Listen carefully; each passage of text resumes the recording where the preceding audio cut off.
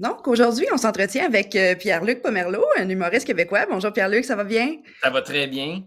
Oui, tu viens nous voir à Montmagny prochainement avec ton spectacle Moqueur polyglotte. Moi, je connais la réponse parce que je t'ai parlé l'an passé, mais sinon, c'est quoi un moqueur polyglotte? Ouais, c'est ça. C'est un drôle de titre, faut dire, là, mais c'est parti de l'idée. Écoute, c'est mon ami Joe Cormier, qui est aussi un autre humoriste, qui a Mhm. eu un peu le flash. C'est un oiseau, en fait. C'est lui qui m'a expliqué ça. Je ne connaissais pas ça. Le nom plus commun, c'est Mockerbird ou l'oiseau moqueur, mais le moqueur polyglotte, c'est le nom scientifique. C'est un petit oiseau qui imite les autres oiseaux. Puis Mhm. il imite pas juste les autres oiseaux, il imite les sons ambiants et tout. Il n'y a pas comme de son propre ou de cri propre à lui. Je trouvais ça vraiment intéressant d'appeler le show comme ça parce que dans mon spectacle, il y a des imitations, puis j'imite mes collègues humoristes. Fait que le clin d'œil est intéressant, d'où le titre, puis le petit oiseau là, sur le poster là, qui est sur mon épaule.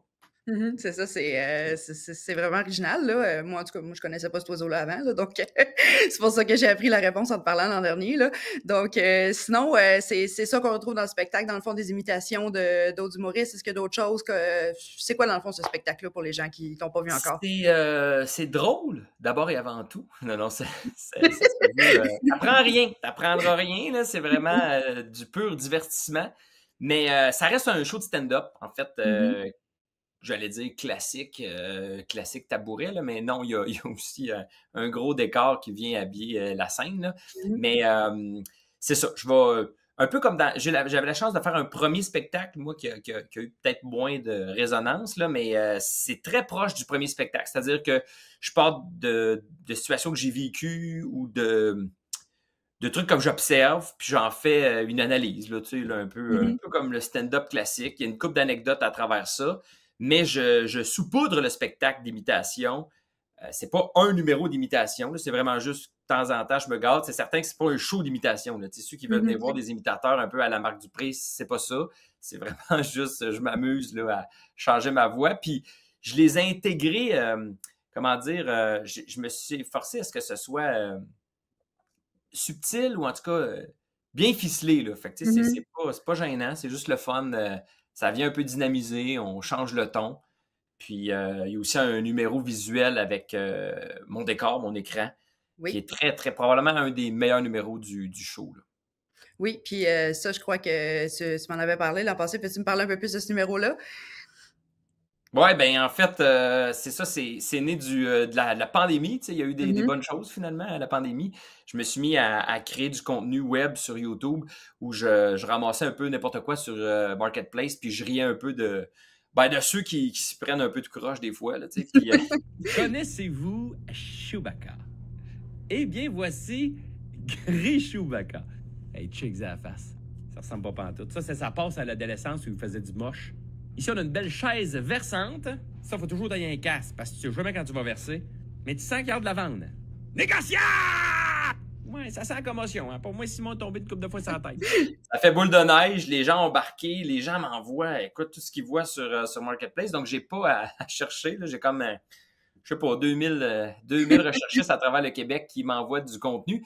Fait que j'ai décidé de continuer. Je pensais en faire peut-être une dizaine de vidéos. Puis là, tu sais, je suis en train justement, à l'heure actuelle, en ce moment, de travailler sur l'épisode 121 qui va sortir vendredi. Donc, c'est ça, c'est le fun. Je pense que j'ai une espèce de communauté qui me suit avec ça. Puis quand j'ai commencé le spectacle, le rodage de ce spectacle-là, Moqueur Polyglotte, les gens me demandaient comment ça se fait que c'est pas dans le show. On t'a découvert avec ça, nous, sur YouTube. Puis c'est ça qui nous a donné le goût de venir te voir en spectacle. Ça a été le fun. Je m'attendais à. Puis, tu sais, à force de se faire dire ça, moi aussi, je caressais un peu l'idée de le mettre dans le show. Parce que je me disais, c'est sûr que ça serait bon. Fait que j'en ai fait un best-of. Fait que dans le Mhm. show, il y a comme un best-of de toutes les photos que j'ai accumulées depuis les dernières années dans un Oui, petit numéro d'à peu près une dizaine de minutes. c'est ça. Il y a plusieurs capsules qui ont quand même été vraiment populaires là, sur le web. Là. Moi-même, j'ai découvert avec ça au départ. Là, donc, c'est intéressant que tu le ramènes justement sur scène pour ces gens-là. Puis, en même temps qu'on puisse découvrir tes autres talents pendant le show. Donc, c'est ça. Donc là, on est en supplémentaire à Montmagny. Donc, je suppose que tu considères que la réponse est quand même bonne si on est rendu avec des supplémentaires. Puis le show tourne encore jusqu'en 2025. Là. Oui, oui, on a. Je me suis fait ça va être notre troisième passage. J'ai eu la chance, dans les premiers rodages, de passer à Montmagny, dans votre Mhm. petit cabaret là, à Oui. l'entrée du cinéma, je pense. Là. Ça avait été... écoute, il n'y avait même pas d'imitation à cette époque-là. C'était vraiment juste de l'essai-erreur. Là. J'avais ma feuille avec mes textes à côté de moi. Je suis repassé après ça dans le cinéma, où Oui. là, on n'avait pas le décor. On utilisait l'écran de cinéma pour projeter le numéro des Marketplace. Et là c'est avec le full kit là, qu'on s'en vient. OK, parfait. Donc, c'est ça, les gens mettons que les gens veulent revenir te voir. Dans le fond, c'est ça qui a changé majoritairement. Là, maintenant, tu as un décor plus élaboré, puis le show est comme mieux rodé un peu. Oui, c'est ça. C'est rendu... c'est drôle là, du début à la fin. Il n'y a pas de temps mort. Parfait. Bon, ben merci beaucoup, Pierre-Luc. Ça fait le tour de mes questions aujourd'hui. Donc, on t'attend à la salle Promutuelle de Montmagny le 20 avril. Merci beaucoup. J'ai bien hâte d'aller vous voir. Une bonne journée à toi. Bye. Salut.